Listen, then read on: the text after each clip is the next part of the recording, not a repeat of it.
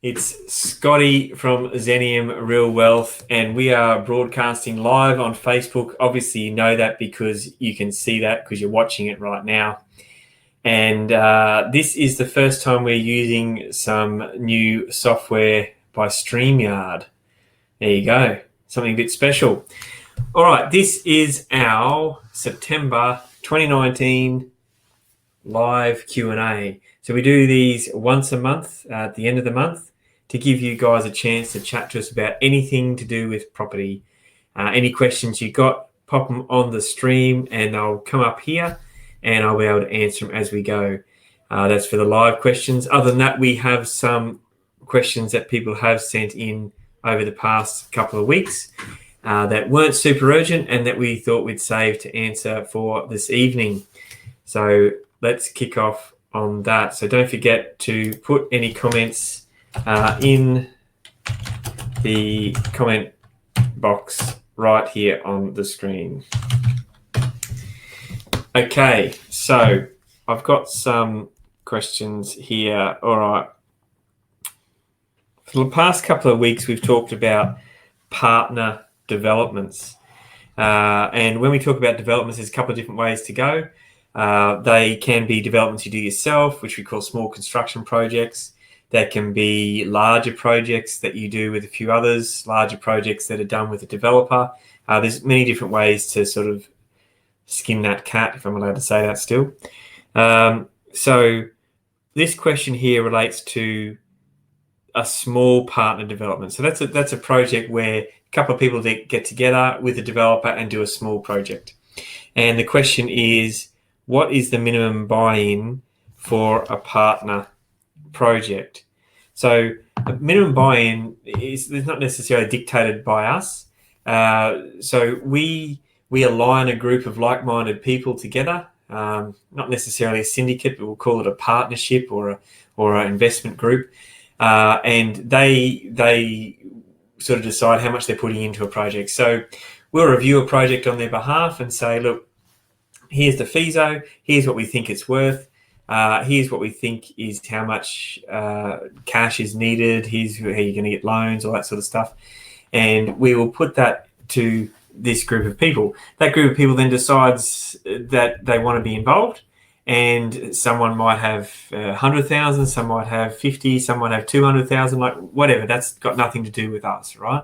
That's all up to what you want to put in. So you put that in, you grab a group of people that we've arranged, put that together, and then we help manage the project and the site, and we help them do what needs to be done for the project. We've got a project manager that can come on board, sorts out all that sort of stuff and runs that small. Now we're talking small projects here, so we're talking maybe a triplex or a large duplex, something like that. Anything like that where the person, it's not like an overly taxing kind of development. That's what we call a micro project, and we definitely do them together with partners. We organise that, and we also arrange it directly for some clients that want to do it on their own. And those projects range in size. So the micro construction project for a client can range from, say, a simple duplex at, say, 750,000 up to something like double that, 1.5 million for a triplex or something a bit bigger. So in that space of value there's a whole range of different projects that can happen. So that is project specific. So what your minimum buy-in is depends on how much you've got, the people that you're working with, your comfort level, all that sort of thing, and you get to make that decision. I'm a homeowner. What is your active capital and how do you access it?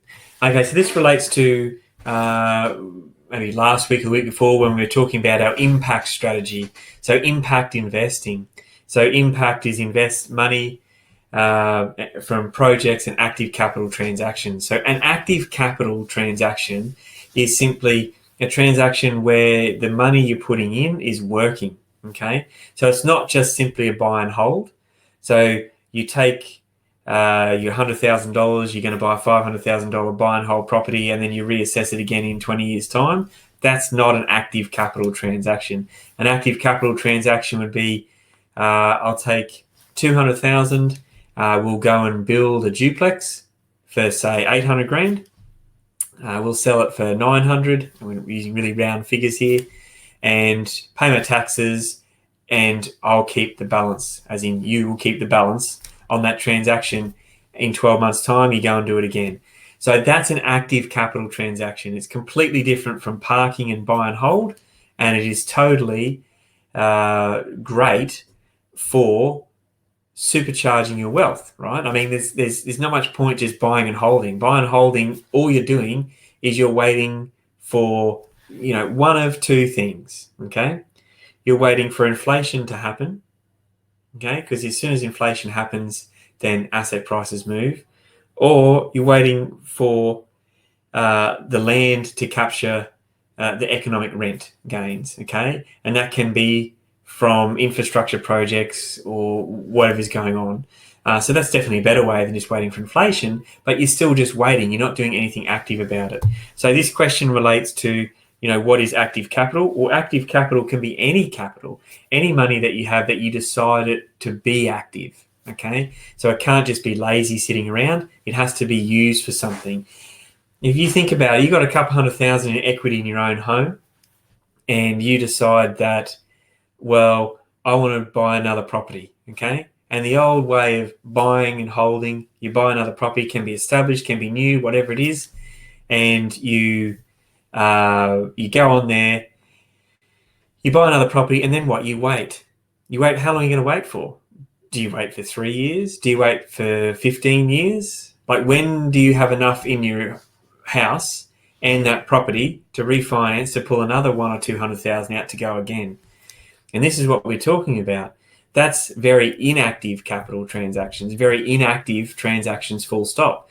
What you need to do is you need to take your money, okay, make it work for you. The profits that you earn off that money after you pay taxes, remember, you always pay taxes, then you can got a choice, right? You can either pay down your personal debt, or whichever structure that you've realised the gains in. Let's not get into structures tonight.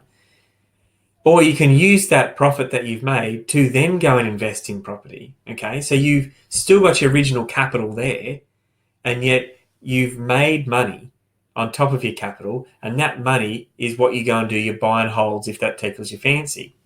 So your original capital is then still free, and then you go and do it again, and you go and do it again, and you do it again. And this is what happens. That's you using your capital actively. It's making profit, and those profits are the things that you invest into your buy and hold. And that's what that active capital transaction is. In relation to the projects I mentioned before, will some developers take less than 50,000? Well, yeah, as I said, it's not always just developers that we're partnering with. Sometimes it's just groups of people that are, forming a little development group, and it's totally up to that group. I wouldn't really like to go into this with, $1,000. I don't think it's just not worth your time. It has to be worth your time. So, and it has to be of an amount that is not going to kill you financially if things go bad, because things can go bad in any property transaction, and especially the development. Like the smaller development projects are definitely less risky than some of your medium-sized ones, or some of the ones that you're uncomfortable with or you don't know anything about. But it still doesn't mean that there's no risk. There's a lot of people out there looking for things without any risk, and I think that you're not going to find that. I know that we spoke to a client earlier this week, last week, and she had lost money in some sort of project. I think it was options or something like that. I was not party to her full story, and it was not something that it was really, maybe a bit sad. And she was promised a really high return, like it was above 20%, right, that she was promised. And she didn't get it in this property options or townhouse deal, whatever it was. And the thing was that she was still chasing that return now. And she said, if you can find me something that pays me over 20%, then I'll be in. And the team and I looked at each other and went, well, that's half the reason why you're in trouble in the first place, is because you were chasing those hugely huge returns that people were promising. There needs to be something backing it up. Okay, there has to be things that back it up behind the scenes. Where is it attached to real property? Is it not an option? Is it something that's actually real and tangible, like a development, and there's actually costs there, and you've got a house attached to it, so you can actually claim on at the end? Like it just can't be pie in the sky. So that's really important. Do people borrow more money from the bank? This is back to the active capital question. Do people borrow more money from the bank or just use the capital they have? Yeah, look, if you're borrowing from the bank and it's against a property, then it's obviously equity, okay? And that's your choice if you want to put that into a transaction. That's completely adjusts the risk profile, and that's a decision that you need to make by yourself, with your spouse, or with your financial planner, or all of the above. I guess it's easy if your spouse is your financial planner, so who knows? That could be an easy one for you. But at the end of the day, we have some clients that in active capital transactions with literal capital, like cash in bank sitting there doing nothing, that they're putting in. And we have a bucket load of clients that have drawn down on a home loan or an equity loan to use that, and instead of parking in buy and hold, that they're in there doing active capital transactions that we talk about. So that's totally your call to the questioner. All right. In a partner project, what is the risk involved for each individual financially? For example, if someone put in $50,000 of their own money, what is the risk? All right. So the risk in any project is the money. I mean, that's the risk. So when you assess a project, you've got to look at a couple of things. You've got to look at how viable is the project looking to be, and the amount of money that you're putting into the project. What is the risk rating, or i.e. the interest rate potential on that money? And the higher the interest rate, as everyone knows, is the higher the risk. Now, there'll be people that say it doesn't always work that way, but in reality, it's this. If you can get your 1.5% or maybe 2% in a term deposit in the bank, everyone knows that at the end of that 3 months, 6 months, 12 months, you can call on that money, it's going to be there. Now, we're not getting into the whole fact that if banks call on your money and they do a bail-in and all that sort of stuff. We're not talking about that, okay? We're talking about, the perception of risk. So you got your 100,000 in the bank, you go there, there's still $100,000 there. Now, we're also not talking about is that losing money because of inflation or whatever. We're just literally talking about the cash. So you've got your 100,000 in the bank, it's fairly safe. You go somewhere else, okay, you put your 100,000 into buy a standalone investment property, then your 100,000 is at risk there, okay? So if that $500,000 property drops in value by 10%, you've lost 50,000. The bank still has a loan of 400,000. The property is valued at 450,000. You're the one who's lost 50 grand. Okay, the bank hasn't. They've still got their security in place.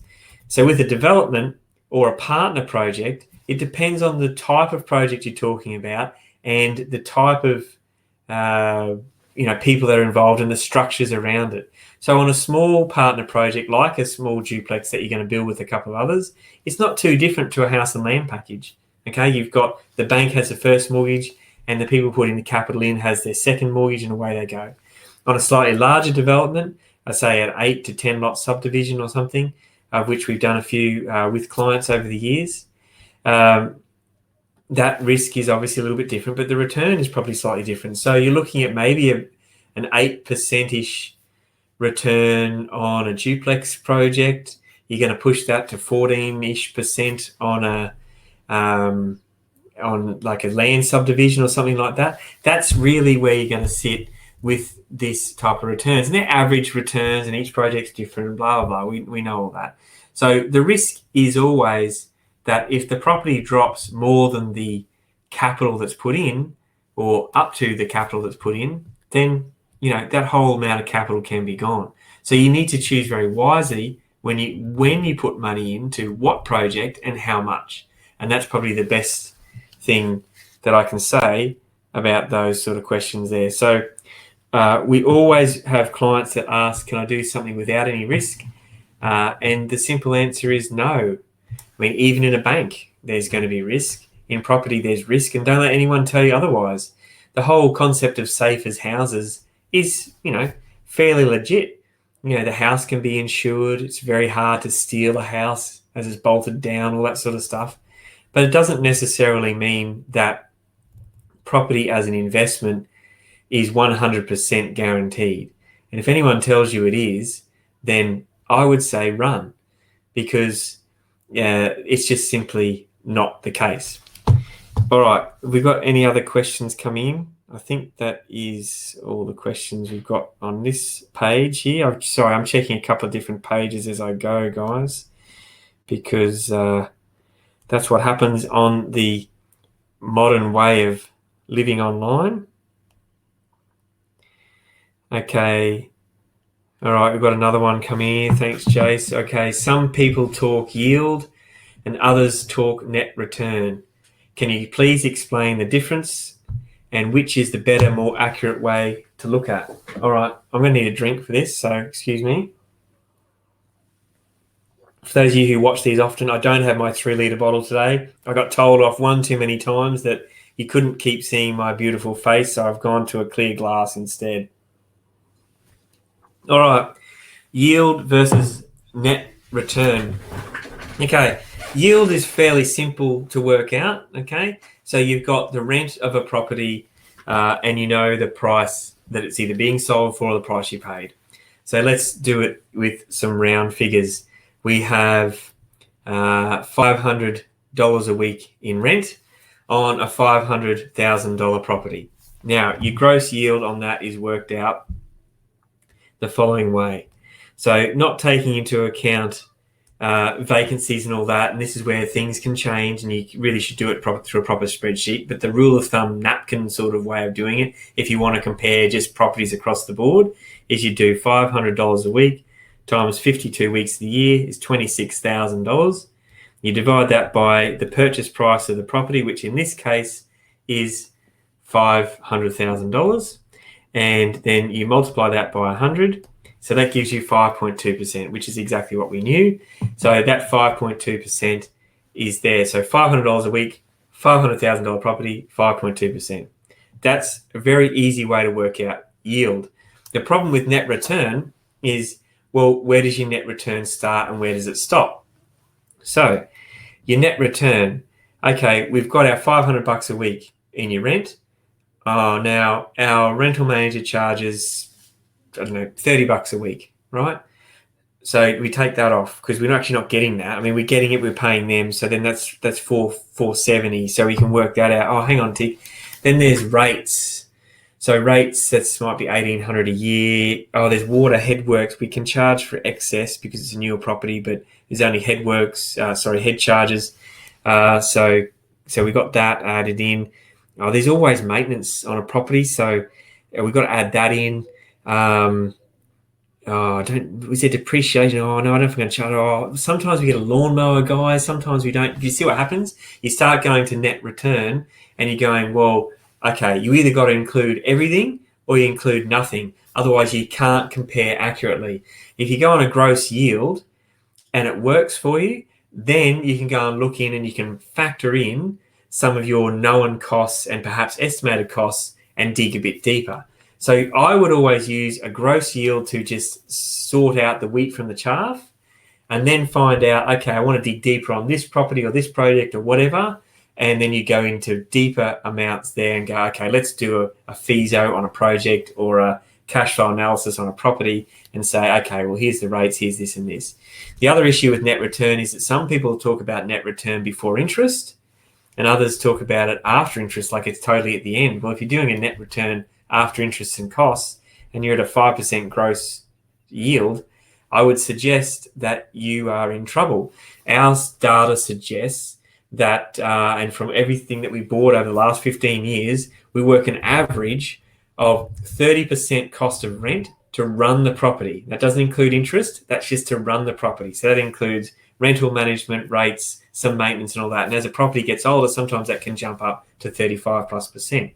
So if 30% of your costs and you're at a 5% yield, you're already looking at a 3.5% yield. Okay. We've got to take off 1.5% to run the property.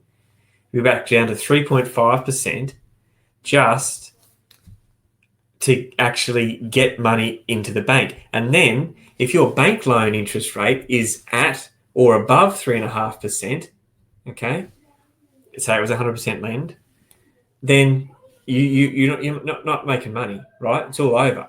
And that's where the whole negative gearing and stuff like that comes in. And then it's also where it comes in is like, well, what was to get your net return? What was your deposit? Did you use 10%, 20%? Was it SMSF? Was it 40%? Is it commercial? Like, what is it? So, and that changes that amount of interest that needs to be paid.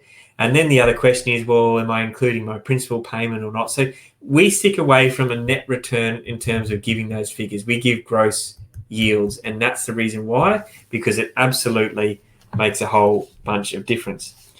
All right. While there's more questions coming in, I always talk about the books I'm reading at the moment, and I'll recap. I always mention this book.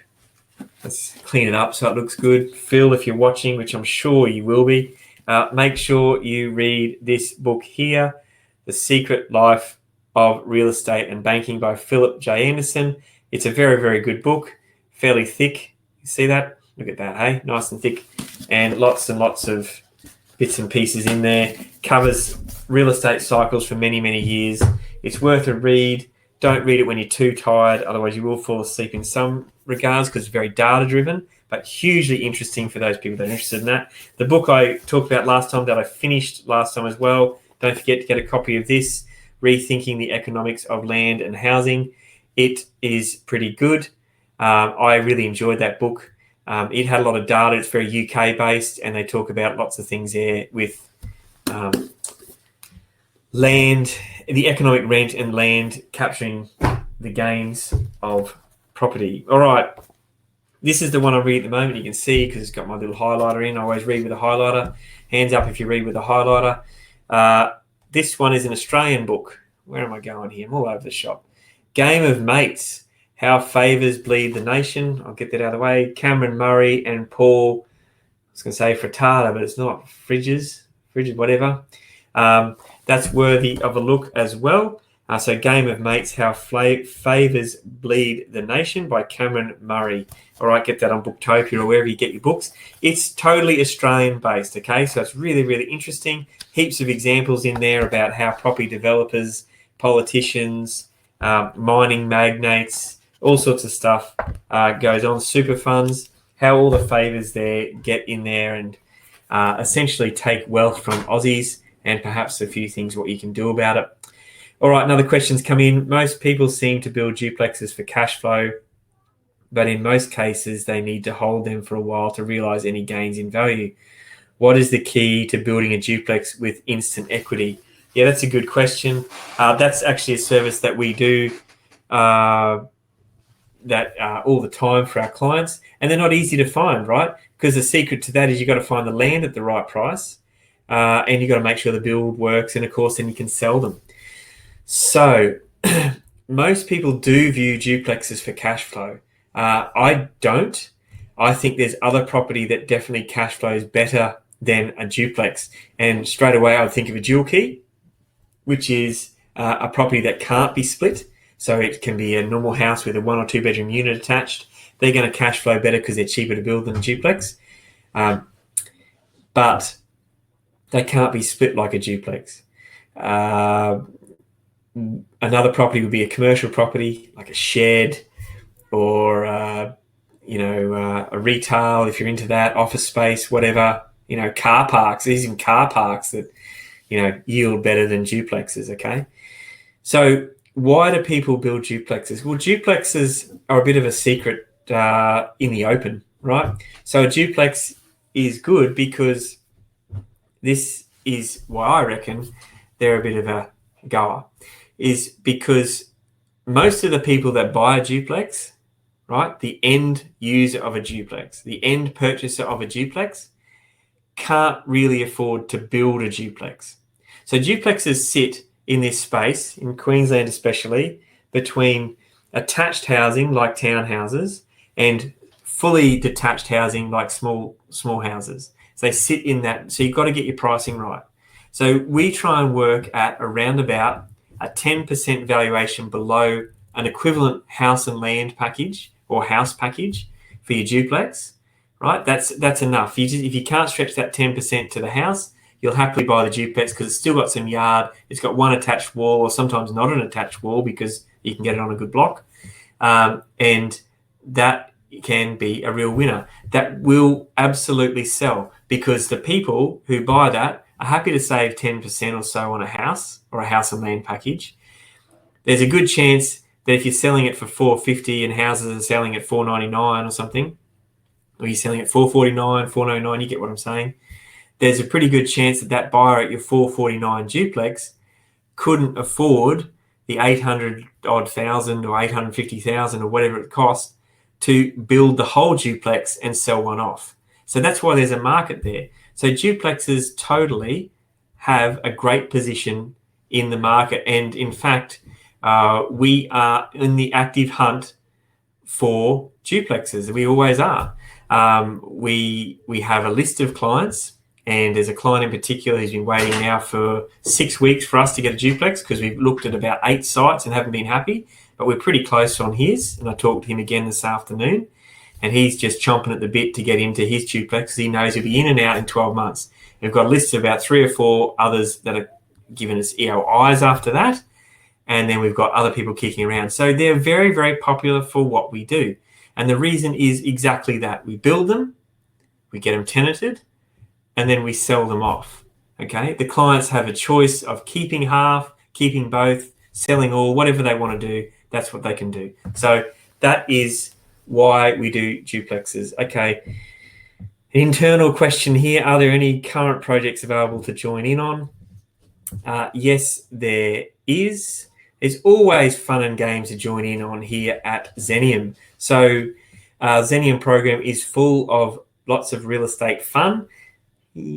So we have a couple of larger duplex properties that we look at. There is an 8-lot subdivision that we know of where we've got clients in that is looking for some other participants to be involved. And we have a commercial property for some people to be involved in as well. That's commercial sheds. So yes, absolutely. If you want to be involved in a small project with others, or a really micro project by yourself, like a duplex to build and sell in 12 months, 100% hit us up and we will be able to sort you out on that for sure. All right, we are coming to the end of our 30-minute session. I like keeping these straightforward. It doesn't look like we've got any more questions, I don't think. Let me check the other Facebook page once and for all.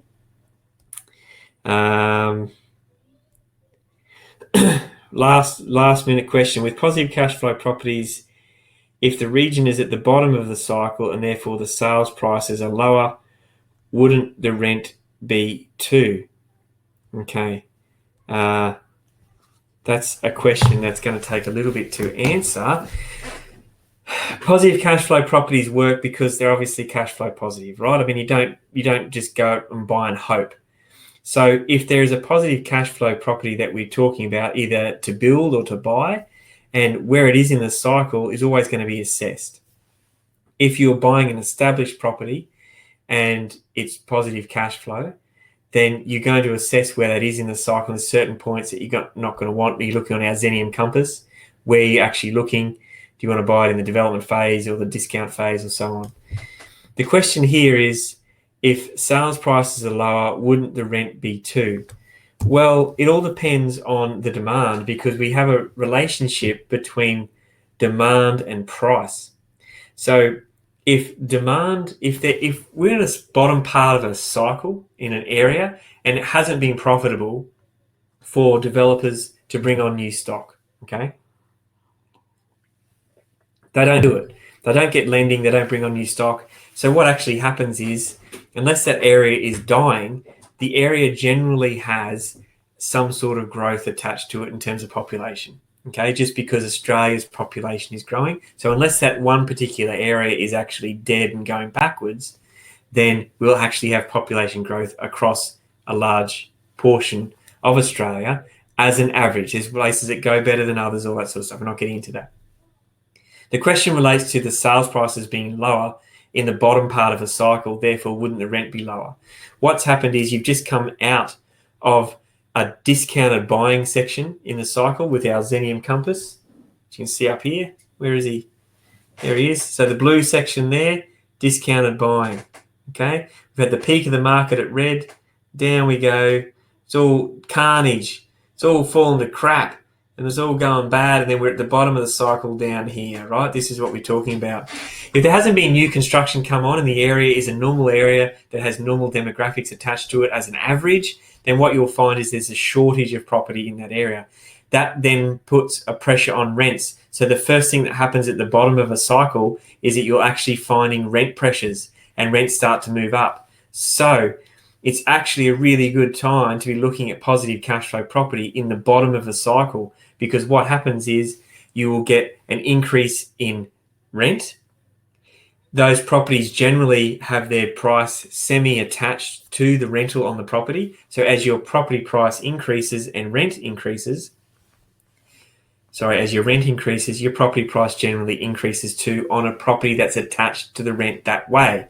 So as you come around from the bottom part of the cycle and we move over here going up to the good part there and the development side again, then your rent goes up, your price will go up in your property. That's why we look at property, positive cash flow property in all areas of the cycle, but especially in the bottom part of the cycle, because we can do things to it if it's established property, like add value or that sort of thing.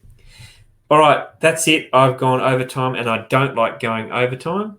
Thank you very much for all the questions. Thank you for the people viewing. And that is us for our live Q&A for the month of September. You need to join us next week where we have a special guest coming on in our Xenium Real Wealth program for October. It's going to be October already next week. So join us for that. We'll put some notifications out on the page and we'll tell you who's going to be doing all the speaking. Thankfully, it won't just be me. Don't forget to hit us up on the website. Go to xenium.property/vault. That's vault as in the safe, not vault as in being electricity shocked to death. Okay, so it's VAULT, xenium.property/vault. Also, grab us on any podcast form or format, whatever you want to call it, Apple, iTunes, or Android, or any of the others, which is Real Property, Real Wealth Podcast. So look us up for Real Property, Real Wealth on the podcast to grab any of our back editions on audio.